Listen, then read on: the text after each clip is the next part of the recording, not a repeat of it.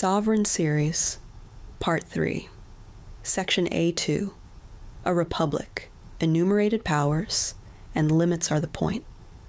In Section A1, we established that the Constitution is not just a political prop.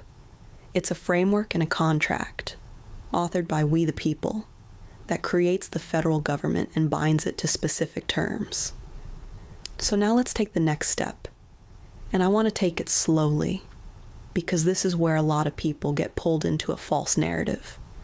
We hear certain words: government, law, authority, majority, and we assume we already know what they mean.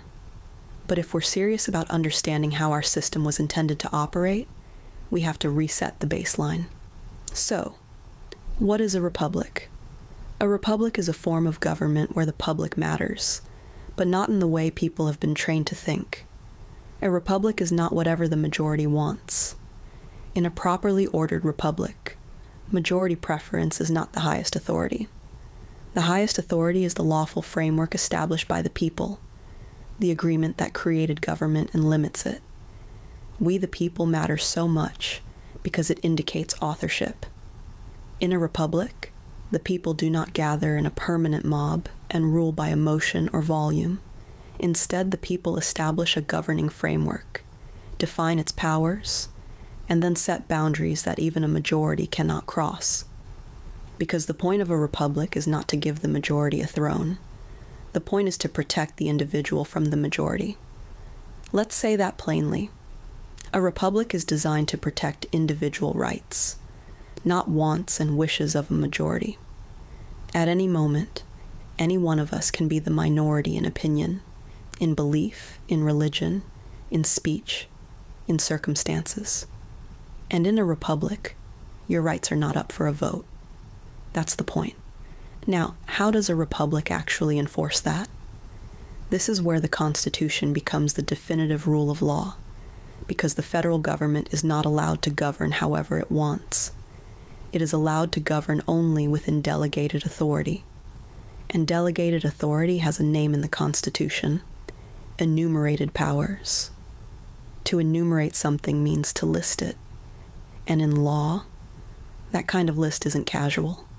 It tells you exactly where authority stops.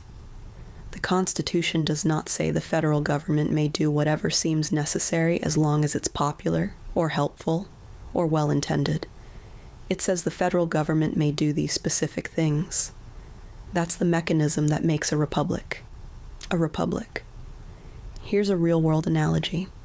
If you sign a contract with a contractor to replace your roof, and the contract lists what they're authorized to do, decking, shingles, guttering, that list protects you.